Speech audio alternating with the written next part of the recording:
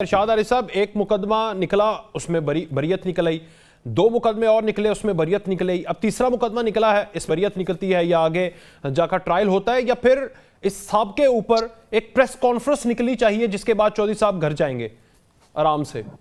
हैं इरशाद साहब?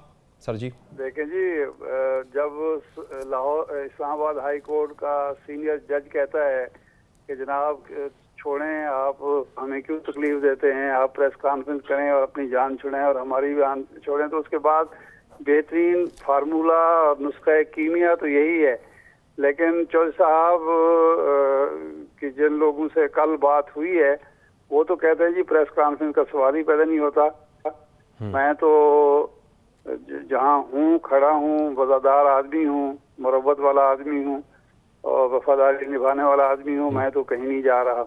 तो उसके बाद तो फिर ज़ाहिर है ये अगले मुकदमे से भी बरी हो गए तो फिर उससे अगला मुकदमा भुगतेंगे। तो क्या उस बंदे ने चौधरी साहब से ये नहीं पूछा कि चौधरी शुजात से वफादारी तो नहीं दिखाई थी लास्ट ईयर, जरदारी साहब से तो नहीं दिखाई थी, तब कहाँ गई थी वफादारी? नहीं, जरदारी साहब वो पहले जिसके इत्तेहादी थे उसके साथ खड़े रहे ना जी, उन्होंने तो पोजीशन नहीं बदली, पोजीशन तो चौधरी साहब ने बदली, चौधरी शुजात साहब ने बदली है। सही। वो तो जिसके इत्तेहादी 4.5 साल से थे वो उसके साथ खड़े रहे 3.5 साल से, तो वफादारी तो चौधरी साहब ने, जो शुजात साहब या उनके साहबजादों ने निभाई थी।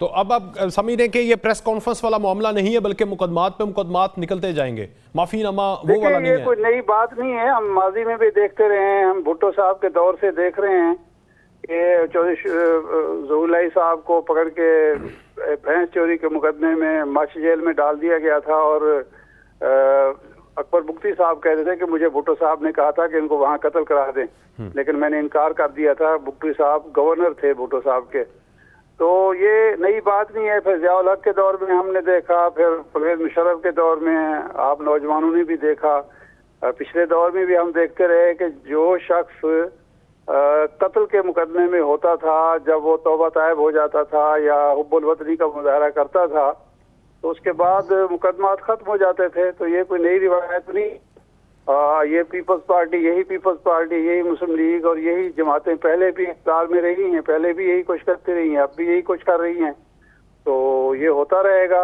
अब देखना ये है कि चौधरी साहब या दूसरे साहबान जो हैं इस वक्त उनके हौसले पस्त होते हैं या फिर हुकूमत के हौसले पस्त होते हैं।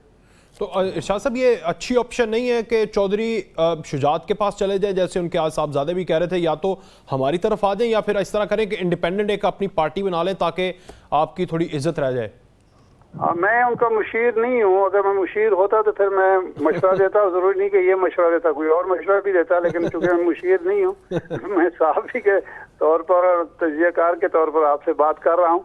ये उनके मुशीरों का काम है, सहाफ़ियों का काम मशवरे देना नहीं है। सहाफ़ियों का काम तो जो हालात वाक़यात पेश आ रहे हैं उनका तजिया करना है, तो हम बैठे वॉर्न करना तो काम हो जाता ना कहीं किसी हद तक के आप एनालिसिस कर लेते हैं, फ्यूचर में वॉर्न कर सकते हैं आप।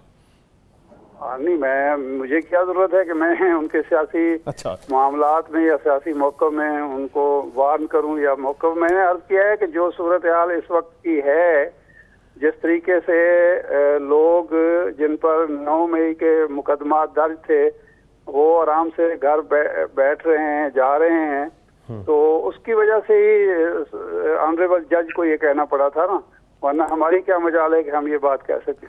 ठीक सर, ये अब क्या देख रहे हैं पंजाब के अंदर जो इतने धड़े बन रहे हैं, ये धड़े इसी तरह कायम रह सकते हैं? इनकी माजी के अंदर जो लोग इलेक्टेबल्स इधर से उधर, अब अगर वो जहांगीर तरीन के पास या चौधरी शुजात को जाके मिल रहे हैं तो क्या नून लीग की पोजीशन ऐसी रहेगी? क्या सूरत हाल को आप एनालाइज करेंगे?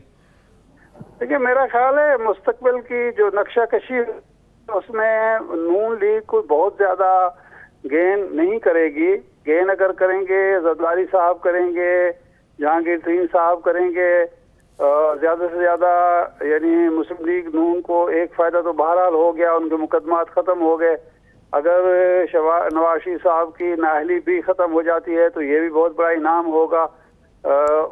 उससे ज्यादा की तवक्को इनको नहीं करनी चाहिए। पंजाब मिल जाए तो गनीमत है, लेकिन जरूरी नहीं कि पंजाब भी इनको मिले।